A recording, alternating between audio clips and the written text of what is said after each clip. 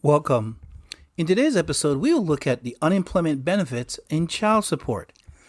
If you are ever on unemployment, you will see and notice that the child support agency takes a portion of your unemployment. In an episode, we're going to explore how you can get that money back. When you lose your job during the time of your career, it's a very difficult position to be in. And often you have to rely on temporary unemployment, which lasts about 6 months to a year. Now, when you're on child support, it's even more complicated. Because despite some of your best effort, you may not have the skills or the education to find a new job that pays the same amount or a higher paying job. And this you can fall on difficult times. Now, some of you, in order to rid yourself or get rid of your child support, you may consider bankruptcy, either Chapter 7 or Chapter 13. Before you make that decision, you may want to look at, and we suggest, our video called Child Support and Bankruptcy. The unemployment compensation is temporary relief when you've lost your job. And under the American Rescue Plan of 2021, they have decided to allow up to $10,200 of unemployment compensation benefits that is tax-free. And that depends on your annual income. So when you're on child support and you're also getting unemployment, you may have to file what is called a petition for modification. And that is where the court determines that you've had a significant change in circumstances, which is you lost your job, as well as should that qualifies you for a downward modification. Unfortunately, for many of you, the courts are very seldom to, what they call lower your monthly payments. They'd rather do what is called imputed income. And imputed income is when they abandon exactly how much you make or how much you earn, and they create a number based on what they call the industry standards. Unfortunately, many of us don't know where that industry standard comes from, but they use that to create what is called imputed income. So here's a question for this episode.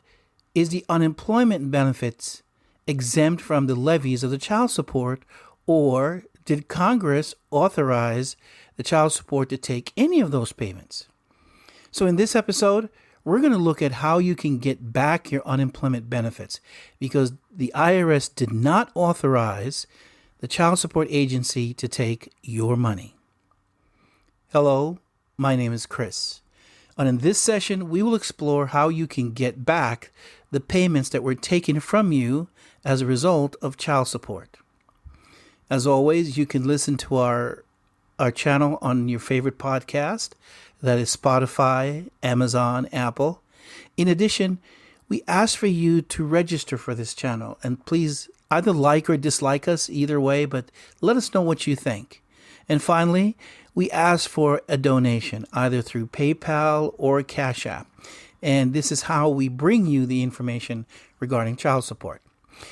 If you have any questions on this episode or any of our episodes, please feel free to reach out to us. Now, the tax refund offset is a different program than the unemployment offset. We also did a video on the tax offset if your tax return was taken from you as a result of child support. We also have another video that's called The IRS Can Give You a Break if you're a non-custodial parent and you want to be able to claim your child on your taxes. That's also another one of our videos. So let's explore what is the unemployment. Unemployment is reported on what is called a 1099-G form. That's G as in George, which is different than the 1099 miscellaneous form for small business. These are two separate processes. And we're showing you this just to show that there's two different forms. Now, the 1099 process for the small business is a different process than this unemployment. So we just want to, so that you understand, we're talking about two different processes. So the unemployment is reported on the Schedule 1 of the 1040 form, which then flows through on your final tax return. And as it said, it is taxable up to $10,200. Of course, consult your tax advisor for specific details how you're affected by this American Rescue Plan. Now, the IRS, Internal Revenue Service, which is a division of the Treasury Department, U.S. Treasury, manages or handles the unemployment in addition to the 1099 worker program. And they're the ones that's the delegation of authority over the unemployment benefits. So here's the statutory rule when it comes to decisions by the Internal Revenue Service. And that is, there's a rule that says the statutory construct that when two interpretations are possible, one constitutional and the other is not, such as a statute, the constitutional must prevail. And there is no indication that the legislature will authorize any unconstitutional procedures. And that information is found in the case law Knox versus State, 586 SW 2504 out of Texas Appeals Court, and Townsend versus State, again out of the Texas Appellate Court. Now, Texas, as you may know, is in the Fifth Circuit. The Fifth Circuit consists of Mississippi and Louisiana. In addition, there's a case law, Supreme Court case called U.S. versus Tweel, and it says, silence can only be equated with fraud when there's a legal or moral duty to speak, or when an inquiry left unanswered would be intentionally misleading. And this, we cannot condone this. Why is that?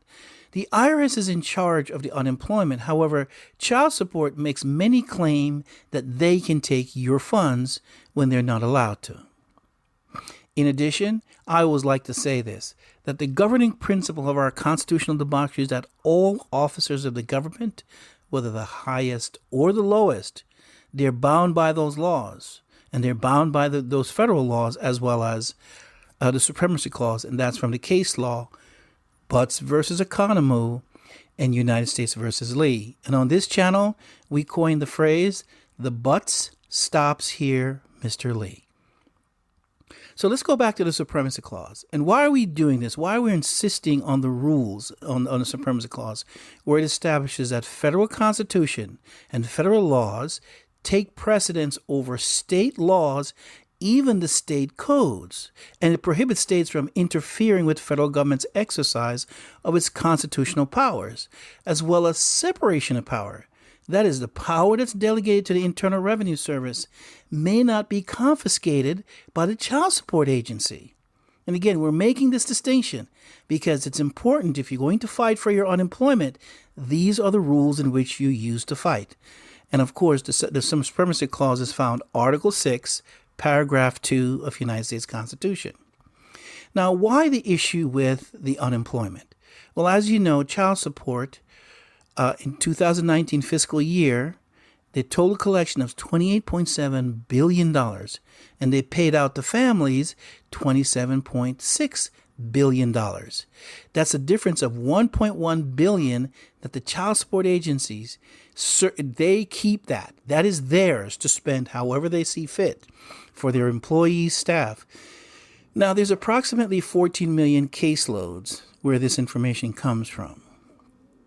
So let's look at the states that, again, is taking most of this money. There's Texas at $4.3 billion, California 2.5, New York, Ohio, and of course Florida at 1.5. Now, we make a note at California and Texas. Texas has half the population of California, which is 19 million. California has 40 million people. That is, the state of Texas is taking twice as much money from the program than the next populous state. I've done several videos on this. I'm separating Texas because Texas has a unique program that somehow is able to make more money than the most populous state. So let's look at the enforcement of the child support program. There are many types of enforcement. In the fiscal year 2019, 72% of the enforcement comes from income withholding, which means the remainder comes from, as you guessed, from your income tax return and your unemployment compensation. So here's the statute, 45 CFR 302.65, which is the withholding for unemployment. This is where you find the statute. It says federal regulation provides that the child support agency must enter into an agreement with the employment agency of the state such that they could take your unemployment check. And it's very specific. There is a contract, there's an agreement in order to make this happen.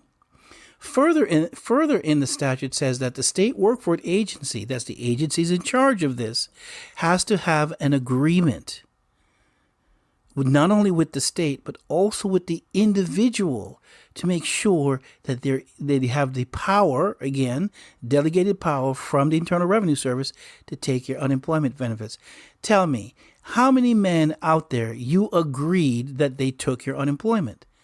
I would say many of you did not. In fact, you weren't even told that there need to be an agreement in place. That's one of the things you're going to use in order to get your child support payment back. So let's go back to the statutory construct. Again, this is important because if you want your unemployment benefits back, you have to understand how the laws work. The Supreme Court says that's the plain meaning of the statute. That is, if it's not ambiguous, then it should be applied across the board. And that is Sebelius versus Clore, 569 U.S., and that's 2013. And basically what it says is whatever the IRS says, that's what the IRS means. So if they says that you should not take the child support, then the child support agency may not take it. So now that we have the foundation of the unemployment benefits, how do we get back our unemployment payments? Well, in order to continue that conversation, we have to go to the childsupport.newzenler.com website. This is our masterclass website where we have a course on the unemployment.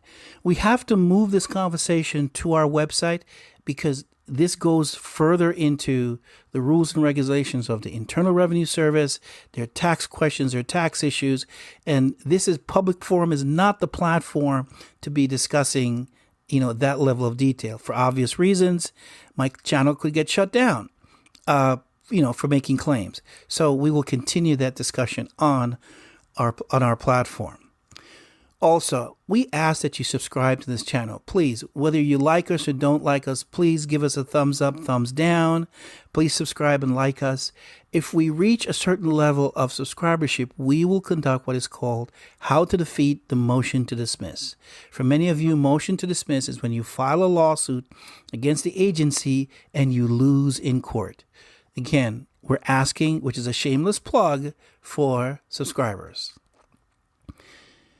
Again, we provide education on child support, and we asked if you have any questions or comment, or you agree or disagree in anything we say, please send us an email. But we are asking for a gift, a small gift, a Cash App of $5 to $25 or any amount, PayPal gift. We look forward to it, again, because the material that we provide requires extensive research, and we're bringing that to you. So here we are at the end, and if you want to understand how to get back your unemployment, we have to continue this conversation on our childsupport.newzenler.com website. We'll look forward to reaching out to you. Take care.